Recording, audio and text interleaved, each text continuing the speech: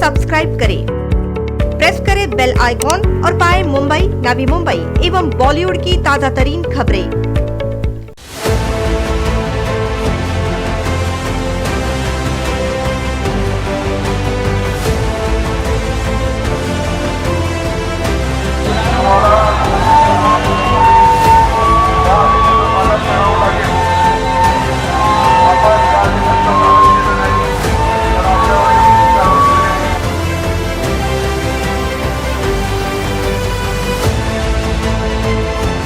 बंद करना कोई सॉल्यूशन नहीं है।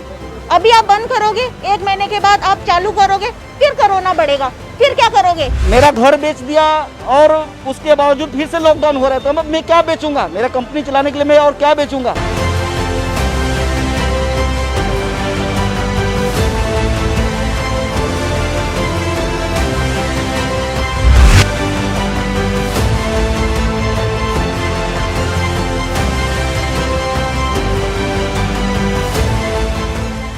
महाराष्ट्र में कोरोना के बढ़ते मामलों को देखते हुए महाविकास आघाड़ी सरकार द्वारा यह निर्णय लिया गया था कि शुक्रवार रात 8 बजे से सोमवार सुबह 7 बजे तक कड़ा लॉकडाउन जारी रहेगा।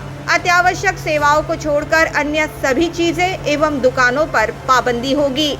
मगर 5 अप्रैल को महाविकास आघाड़ी सरकार द्वारा नई नियमावली लागू की गई, जिसके बाद दुकानें बंद करने के आदेश दिए गए एवं 30 अप्रैल तक ये दुकानें बंद रखने की सूचना दी गई। अचानक आए इस फरमान से दुकानदारों में संभ्रम की स्थिति निर्माण हो गई एवं बिना व्यापारी संगठनों को विश्वास में लिए जबरन लागू किए गए इस लॉकडाउन का असर शहर में नजर आया एवं व्यापारी वर्ग सड़कों पर उतरकर अपना रोष जाहिर करते दिखाई दिए। व्यापारियों का ऐसा कहना था कि पहले से ही किए गए लॉकडाउन के कारण उनकी आर्थिक स्थिति चरमरा गई है और अब अघोषित लॉकडाउन के कारण उनके सामने आत्महत्या के अलावा और कोई पर्याय उपलब्ध नहीं है। जीने की जद्दोजहद में अब व्यापारी वर्ग पल पल मरने के लिए मजबूर है, ऐसा भी उन्होंने कहा। मैं अपनी बीती में मेरा घर बेच दिया और उसके बावजूद फिर से लॉकडाउन हो रहा है, तो मैं क्या बेचूंगा? मेरा कंपनी चलाने के लिए मैं और क्या बेचूंगा? हमारे पास कुछ भी नहीं है। हम खुद ये बंदा शख्स, उनको मालूम है, मैं 10 दिन पहले मैं सुसाइड करने जा रहा था। मैं 10 दिन पहले सुसाइड करने जा रहा था, लेकिन कुछ लोग मेरे को रोक लिए, जो कि मेरे मित्र थे, वो समझ गए, मुझे रोक लिए, नहीं तो मैं 10 दिन पहले सुसाइड करने जा रहा था। ये बंदा ऐसा नहीं तड़प के मरना ही नहीं जरूरी है। कुछ लोग पल पल मरते हैं, मरना ही जरूरी नहीं है। हम सबके बारे में सोचते हैं। मैं मरते मरते बचा हूँ, इन लोगों को मालूम है। आपको पूछना है, ये बंदे से पूछ सकते हो। मैं सुसाइड करने के लिए घर से निकल चुका था। मेरे घर वाले परेशान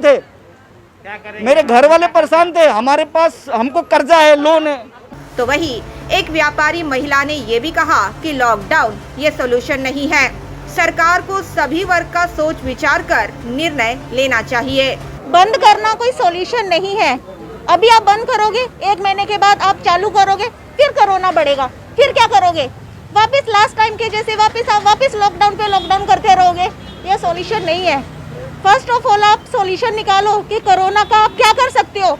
आपने वैक्सीनेशन प्रॉपर्ली डिस्ट्रीब्यूट नहीं हो रहा है, एज के हिसाब से आप कर रहे हो। फॉरेन कंट्रियों में आप वैक्सीनेशन सप्लाई कर रहे हो, इंडिया में प्रॉपर सप्लाई नहीं हो पा रहा है। आगे उन्होंने सरकार से ये भी कहा कि आप कड़े निर्बंध लागू कीजिए, हमें समय सीमा दीजिए, हमारा उसमें गुजारा हो जाएगा, मगर हम पर जबरन अघोषित लॉकडाउन लादा जाएगा तो हम आंदोलन करेंगे। आपको बंद करना है, ठीक है, हम एक्सेप्ट करते हैं, पर आप एक टाइम लिमिट बनाओ ना शॉपकीपर्स के लिए। सुबह 10 बजे चालू करो, शाम को 5 बजे बंद करना है, 6 बजे बंद करना है, उससे भी हमारा गुजारा हो जाएगा। लेकिन आप 1 महीना कंटिन्यूसली बंद करने के लिए बोलोगे तो वो एक्सेप्टेबल नहीं है हमको। हम फिर भी खोलेंगे, मोर्चा करेंगे, अब जो करना है कर लो, हम लोग सब साथ में हैं। बता दे कि इस अघोषित लॉकडाउन को लेकर विरोधी पक्ष नेता देवेंद्र फडणवीस ने भी मुख्यमंत्री उद्धव ठाकरे को पत्र लिखकर तुरंत व्यापारी वर्ग को राहत प्रदान करने की मांग की है। उन्होंने अपने पत्र में ये भी लिखा है कि कोरोना रोकना जरूरी है, व्यापारियों के गुजर बसर पर ही रोक लगाना कितने हद तक सही है, ऐसा सवाल भी उन्होंने मुख्यमंत्री उद्धव ठाकरे से पूछा है।